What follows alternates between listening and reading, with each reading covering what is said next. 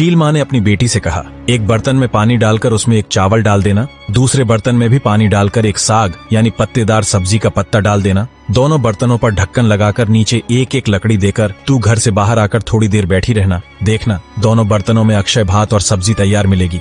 ऐसा कहकर चील उड़ गई। बेटी ने ठीक वैसा ही किया। रसोई तैयार होने के बाद उसने अपनी सौतों को भात खाने बुलाया।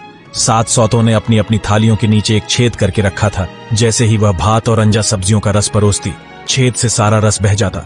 दोबारा कहती, भात खत्म हो गया है और लाओ। अक्षय बर्तन से खाना परोसने के कारण खत्म नहीं हो रहा था। अंत में 7 सौत हारकर शर्म से उठकर चली गई। एक दिन 7 सौतों ने मिलकर चील की बेटी को गोहाली गायों को रखने और घर साफ करने को कहा। उसे कहाँ साफ सफाई की आदत थी, उसने तो कभी कुछ नहीं किया। वह गोहाली में गायों के बीच जाकर रोती हुई चील माँ को बुलाने लगी। चील माँ रोज की तरह झट से बेटी के पास पहुंची और बड़े प्यार से बुलाने का कारण पूछा। बेटी ने अपनी परेशानी बताई। आगे का वीडियो देखने के लिए इस बटन को दबाएं।